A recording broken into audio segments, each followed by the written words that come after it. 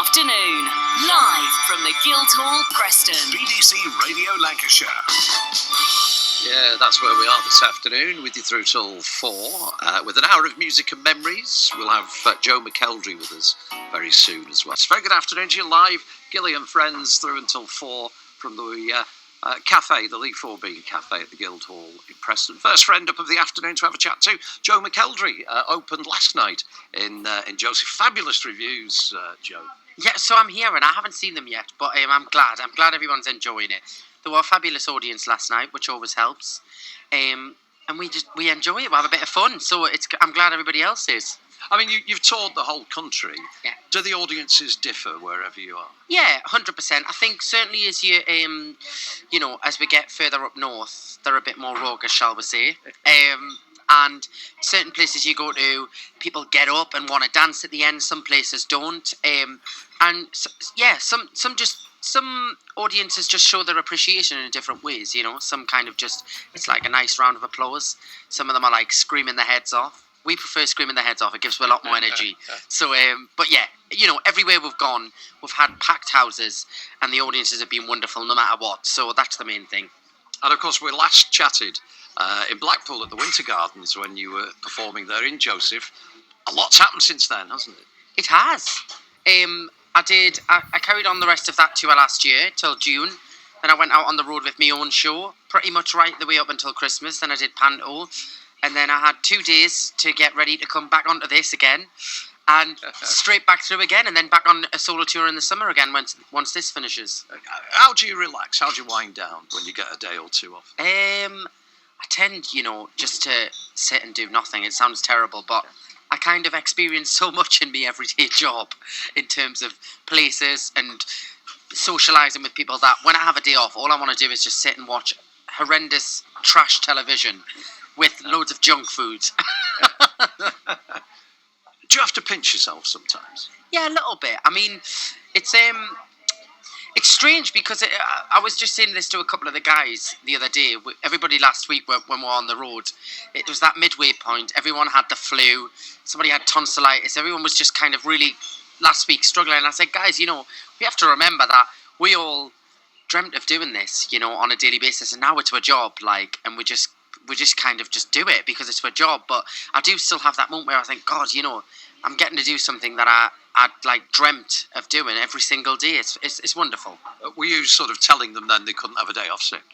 I was just saying, pull yourselves together. No, I was whinging as well. To be fair, we were all really under the weather. Everyone was like neck and lemsip by the gallons, and I just thought I'll try and give people a pep talk. But I think they were just like, "Shut up, Joe.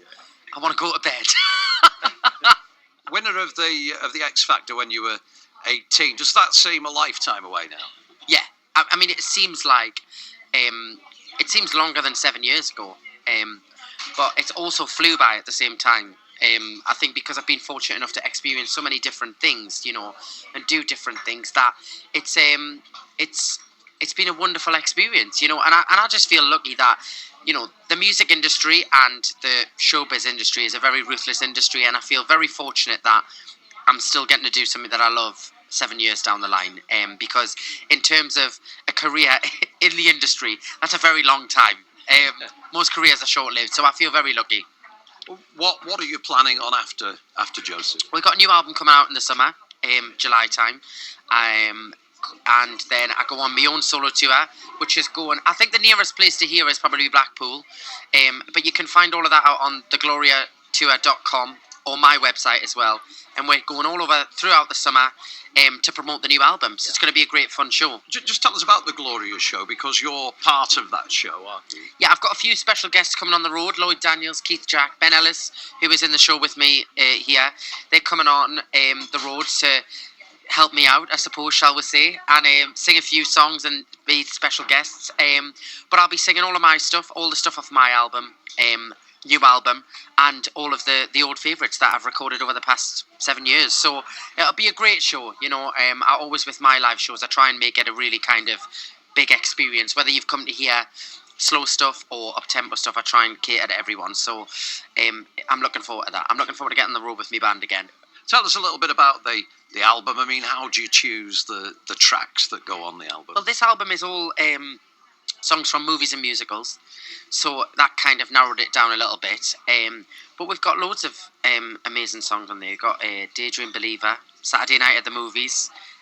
Just a few. I won't spoil the rest of them, but there's some beautiful songs on there, and I've been recording that on my days off. So every Monday, every Sunday and Monday, towards the beginning of the tour, I was recording the album to get it ready. So it's been quite hectic the past couple of months. I mean, do you get much time to go and see your family and friends up in the north east? I do. I went home just yesterday, and I was home for the Easter weekend. But they all come and travel and see me. You know, I'm very fortunate that I can bring them all out on the road. They can come and stay with us, and they come and see us for 4 days, and then I think they get sick of us and off they go again and leave us to my own devices. You've got a huge fan base on social media. How important these days is the likes of Facebook and Twitter to someone like you? Well, when I first did X Factor, it was just starting, and I remember somebody came backstage and was like, "Oh, everybody, we're going to give all the contestants these Twitter accounts," and I was like, "What the hell's Twitter?" And it was just starting off then, and I mean, it's become almost as important as like when you're promoting an album or something. It's become as important now as a TV performance and as advertisement on television and radio, which is quite scary because it's an open platform for anyone. So but I think that's the great thing, and it's great for me. Like doing a show last night, you get to see people's tweets if they enjoyed the show, but you also get to see if they didn't enjoy the show as well, which can be the downside. But I'm lucky I don't get that many, hopefully. I mean, a huge fan base out there. Already today, people have been tweeting. We're looking forward to hearing the interview. I mean, from far and wide, people are tuned in. What message have you got for your fans this afternoon, Joe? They are wonderful, and I always say this. They are the reason I get to do what I do. We can put out as many albums and do as many shows as possible, but if they don't want to turn up and buy the albums and support me and, come out and see the shows, then I can't do it. So it's thanks to them that I get to do my job, and I'm forever grateful for that. Look at that on my phone. All these tweets here coming through, all about you here, Joe, this afternoon. Look Fabulous. at that. Amazing. No nasty ones either. That's good. No, just for a quick look. No nasty ones. You've come well equipped with the performance times here. I was saying to you, 3 performances on Saturday. Yeah. How quick does that go? So we do 2, 5 and 8 on a Saturday. We come Listen off out for this, folks. This could be the lottery numbers, 2, 5 and 8. We have 2, 5 and 8. We come off stage from the first one. We'll have half an hour before the next one starts. And then we have 2 today, 2 tomorrow, and 2 Friday as well. So it's there's plenty of opportunities to come and see. I mean, do you get much chance to see the places where you are this week? For example, have a look round, Preston. I do try, and I try not to be lazy and sleep in, and I try and get up a little bit earlier and go out and do a workout and stuff, and get up and have a little walk around the city.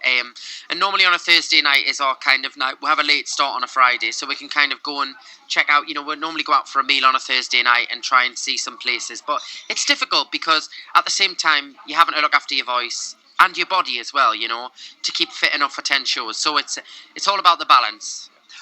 We've talked about Blackpool. Obviously, you've played the Resort before. Have you played Preston before? I've never played Preston. First time. But there were a great audience last night, so I'm hoping for the same all week. And a lovely theatre, the Charter. Beautiful. Very hot. Boiling hot on stage last night. Everyone was absolutely boiling. So, but I'm sure we'll sweat out a few pounds this week with the.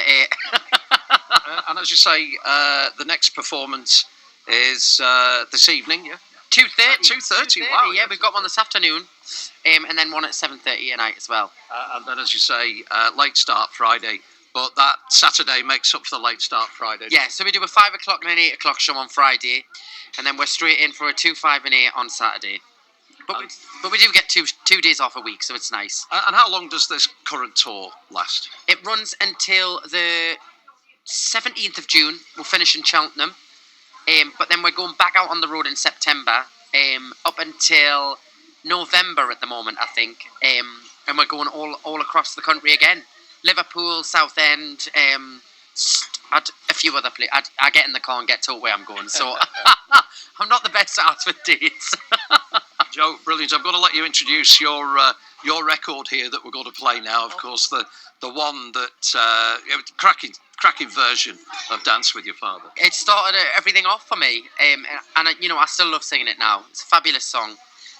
So here it is, Dance to My Father. I hope you enjoy it. Back when I was a child, before life removed all the innocence, my father would lift me high and dance with my mother.